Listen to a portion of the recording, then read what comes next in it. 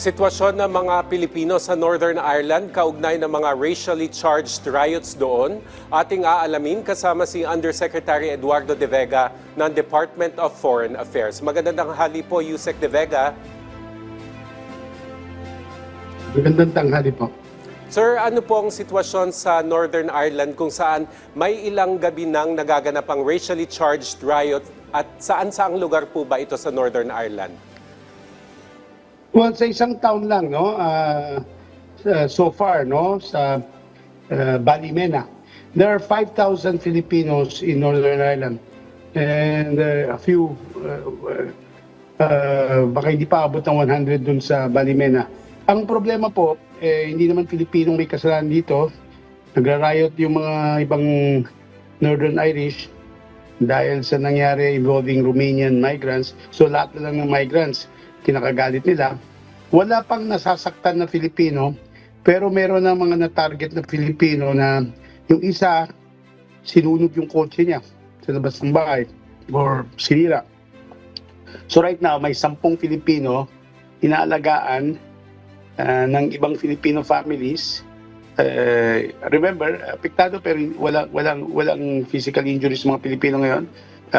Nagbigay ng advisory yung ating embassy na sa London na mag-ingat lahat at sumunod sa local authorities. At baka ngayon mismo nandun na, papunta doon si Ambassador Teddy Locsin galing London, papuntang Belfast sa Northern Ireland, tapos pupunta dito para ma-meet niya yung mga Pilipinong napilitan na umalis ng bahay nila dahil nga sa nangyayari mga riots. Sec, I understand nagsimula po ito o may kaugnayan yung riots sa isang sexual assault case. So may peace rally pero biglang may gulo. So pwede pong pakibigyan yung ating mga kababayan ng detalye tungkol sa pagsisimula o kung paano nagsimula itong riots na ito. Kasi po may dalawang Romanian migrants na inakusahan ng rape ng tiga-local. Ang problema dito, hindi ito bago, no? For the past several months, simula last year, nagkakaroon sa United Kingdom, of which Northern Ireland is part of, ng mas malakas na anti-migrant status or anti-immigrant feeling. Isa doon dahil yung ibang migrants na ibang relihiyon, pinipilit nila yung relihiyon nila doon sa Europa. At isa, siguro dahil mga frustration, dahil yung economy ngayon ng Europe, mas mabagal kaysa sa normal. Tapos ang madali sisihin, mga foreigner. Ganun pa man, tayo sa Philippine government, medyo may konting kumpiyansa kasi kahit paano, karamihan ng Europeans at ibang mga host countries, may konting respeto at saka appreciation dahil ang mga Filipino sa kanilang bansa are largely law-abiding. Wala kang makikita na Filipino migrant engaged in criminal activity. Kaya sila nandun para magtrabaho. So, ganun po. Pero inaasahan natin na yung local authorities ay gumawa ng solusyon dito para mahinto na. Ang tingin ko po, tulad ng mga ibang rallies dati sa Liverpool at ibang parts ng UK, nagkaroon din ng ganyan. Sana after a week or less, mag-die down na, no? Baka nilalabas ng frustration. Yung Filipinos nga, yung ibang Filipino doon, nilalagay nila sa lugar nila, we are Filipinos, meaning, huwag kami target kasi baka tinatarget nila yung mga Eastern European na marami, no? Doon, ang kaibahan, kung anti-migrants,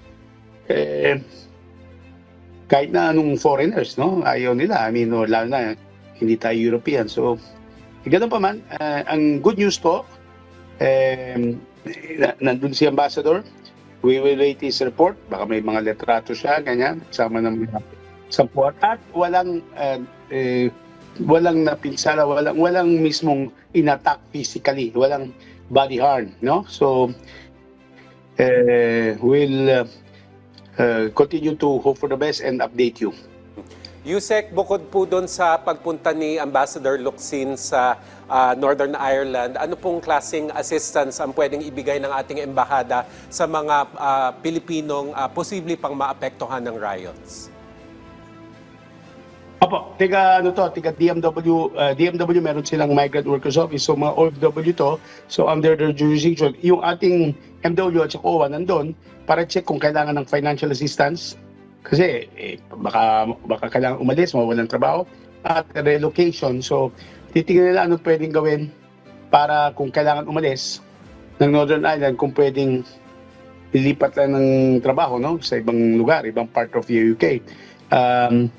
Of course, pero hindi naman siguro mangyari to. Kung gusto na nilang umuwi, tutulungan namin. Pwede namin sagutin yung repatriation nila. Tapos dito usually may reintegration assistance. Pero right now, kasama ni Ambassador yung mga migrant workers office galing DMW na attachés na assigned sa Londres para i-check ko ano talaga. Kasi maaari din ganito. Mainit lang ulo, pero pagkalipas ng konting panahon, matatapos na rin. No? So, we will always provide anuman assistance mabibigay namin kung may problem sa ating mga kababayan sa abroad. Palaging routine na po yan lalo na yung financial assistance. Kami sa DFA, meron kaming assistance to National Fund. Yung Department of Migrant Workers, meron silang tinatawag na Action Fund. So, ganun po. No? Ang number one priority is safety. Now, kung magkaroon ng kaso, halimbawa, mayroong physical assault sa kanila. Tapos, gusto nilang magsampa ng kaso, kunyari, no? Laban sa nangyari sa kanya, maaari din bigyan sila ng legal assistance. Pero usually, mga ganyan, binabayad ng maganda sa Europe yung yung kanilang legal assistance. Minsan yung social welfare nila, including in UK, maganda even medical, libre ang mga hospital sa UK. So, ganun po, no? Sine-check ko po, ang Ballymena is not a very big town. 30,000 lang ang population yan. So, sana hindi po mag-spread sa ibang mga lugar. Mm-hmm. Sir, kanina nabanggit nyo na karamihan sa mga kababayan natin doon ay mga worker po. Ano po ba yung karanihang trabaho o yung status ng mga kababayan natin doon? Karamihan ay professionals, no? May konting katulong at caregiver, pero karamihan ay nurse. Nurse kasi wanted sila sa Europe, including UK, ang daming nila. In fact, kilala nila yun.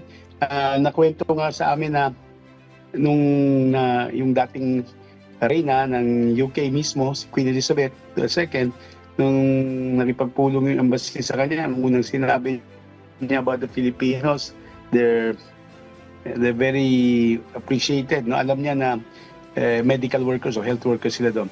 Yun ang karamihan. Baka may teacher, pero kasi kung alam niyo yung geography ng United Kingdom, yung Great Britain, yung island, yung isla, yung island na malaki, nandun yung pinaka-importante parts, England, Scotland, Wales.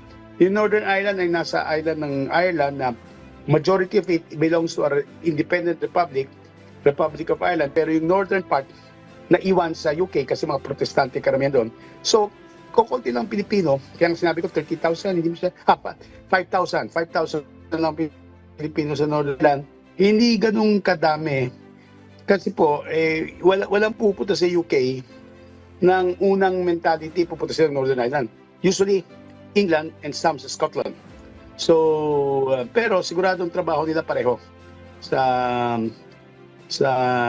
nursing, konting household, at mga barista. So, baka may cooks din. At walang TNT. Kasi nga, in the first place, hindi nakadikit yung Northern Ireland sa UK. So pag landing doon sila, no? So they are in good profession. Sa ibang usapin naman po, Yusek, naglabas po ng advisory ang Embahada ng Pilipinas sa Baghdad sa Iraq kaugnay ng security situation doon. Ano po yung detalye nito? Iran. Iran. Well, so far wala pang...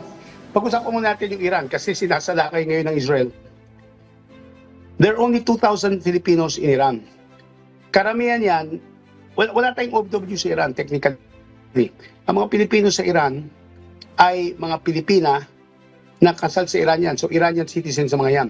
So mas malaki ang responsibility obviously ng Iranian government sa kanila. Kaya minomonitor, hinihintay namin yung final report ng kasi madaling araw pa doon. At yung tinatarget ng Israel, alam natin, yung kanilang mga nuclear capabilities. Ang problema lang, baka bumawi yung Iran, alam natin, maraming Pilipino sa Israel, at least 50,000. Kasi may Iron Dome naman sila, no? Yung Iraq, syempre, nababahala din, baka sila naman ang susunod, kaya merong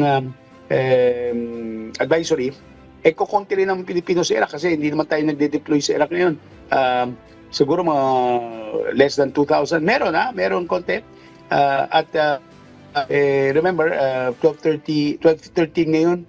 So, madaling araw pa doon. So, by the end of the day, meron tayong mas updated report na i-share namin sa inyo. Dahil na kung may official statement na ating mga embahada. Pero, yung aming officials ay nakikipagpulong kung anong next step, no? Kung gagawa tayo, kung travel advisory or anything, no? Kasi right now, hindi naman tayo nagpapadala ng OFW sa mga bansa, no? Sakali lang po, Yusek, na mag-escalate yung situation dun sa dalawang nabanggit na bansa, saan po pwedeng dumulog ang ating mga kababayan at ano yung pwede nilang gawin? Well, yung embahada nandiyan, palagi nakakanap yun ng paraan na bigyan sila ng shelter at tickets pa uwi, no? However, ulitin ko po sa Iran, baka maging complicated kasi walang dual citizenship sa Iran. Tapos naging citizen kasi sa Iranian law, pag ang foreign na babae mag-asawa ng Iran, kaya ayaw mo hindi, Iranian citizen ka na.